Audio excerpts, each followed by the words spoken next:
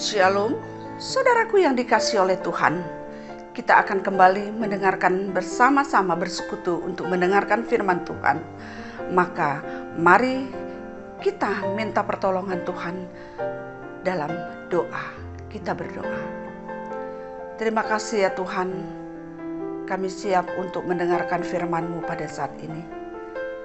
Kami mohon kuat kuasa Roh Kudus yang mengajari kami, sehingga kami mampu untuk mendengar dan kami mengerti, sehingga melalui firman ini kami semakin dimampukan untuk menjalani kehidupan kami seturut kehendak Tuhan. Di dalam nama Yesus kami berdoa. Amin. Saudaraku yang dikasihi oleh Tuhan, firman-Nya yang kita dengarkan pada hari ini terambil dari kitab Esra 8 ayat 32 sampai dengan ayat 34, demikian bunyinya. Maka tibalah kami di Yerusalem sesudah kami tinggal di sana selama 3 hari. Maka pada hari yang keempat ditimbanglah perak dan emas dan perlengkapan itu di dalam rumah Allah kami di bawah pengawasan Iman Meremot bin Uria yang didampingi oleh Eleazar bin Pinehas, dan mereka dibantu oleh Yozabat bin Yosua dan Noazia bin Binua, orang-orang Lewi. Semuanya dihitung dan ditimbang kembali, dan jumlah timbangannya dibukukan. Saudaraku yang dikasihi oleh Tuhan, firman yang kita dengarkan pada hari ini mengingatkan kita tentang disiplin. Disiplin dan transparan.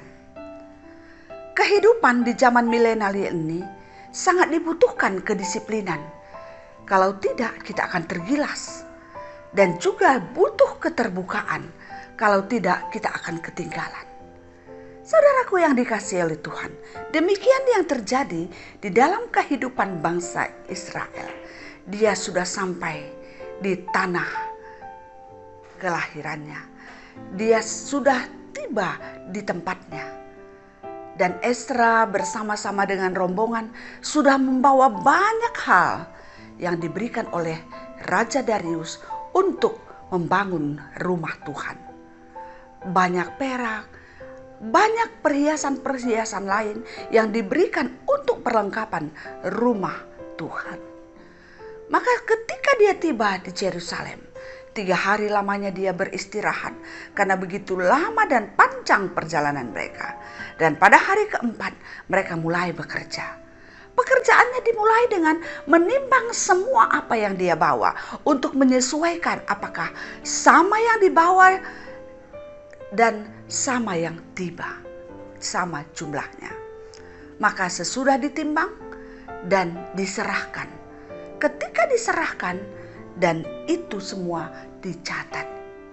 Jadi tidak ada yang tersembunyi, tidak ada yang mengambil dan tidak ada mengambil kesempatan dalam situasi yang sedemikian rupanya. Dan tidak ada yang berpikir untuk melakukan yang jahat. Karena memang Tuhan, mereka tahu, mereka sadar bahwa Tuhan yang harus diutamakan, yaitu dalam rangka membangun rumah Tuhan. Tidak ada satupun yang berpikir yang tidak baik. Karena memang mereka ini adalah pilihan, orang-orang pilihan yang ditetapkan Tuhan dan yang dipilih oleh Raja pada waktu itu.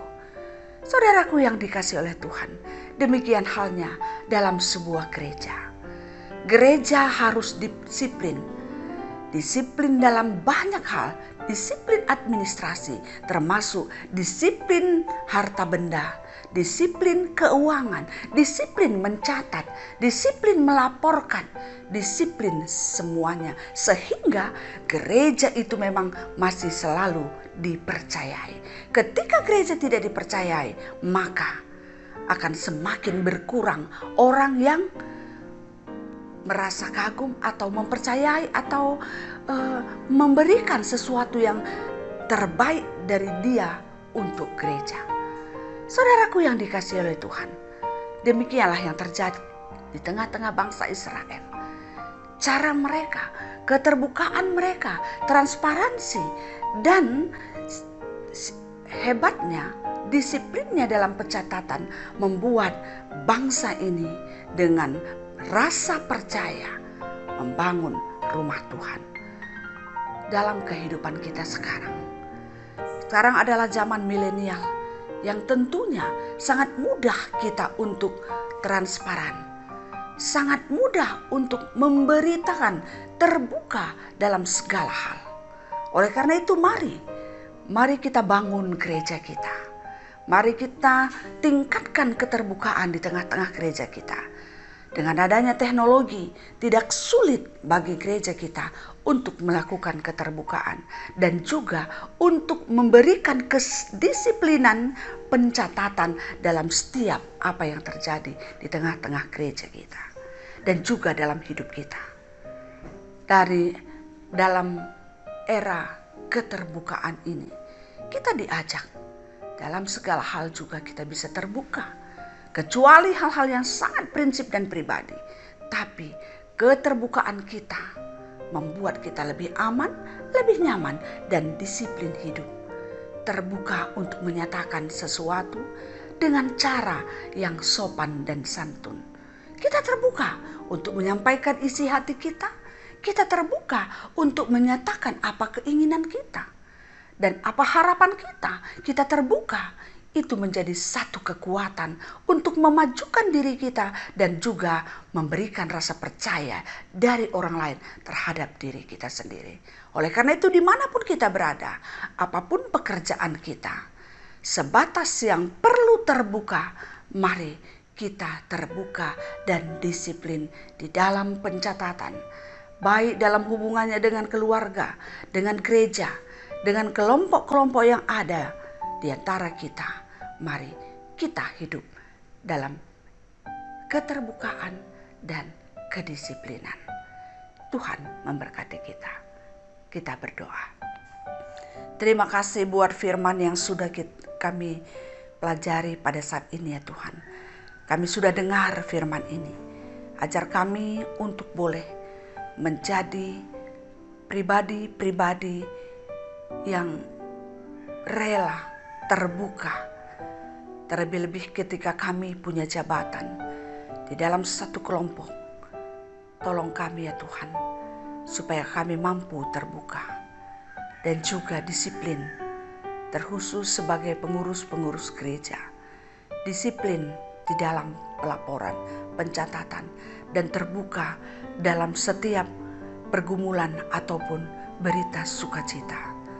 Ajar kami ya Tuhan, sehingga melalui firman ini kami semakin mampu melakukan segala sesuatu untuk membangun kehidupan dimanapun kami berada. Terkhusus apabila kami adalah orang-orang yang termasuk sebagai pemimpin atau bergelut dalam bidang administrasi. Kami akan terbuka dan juga kami akan disiplin untuk membuat pelaporan.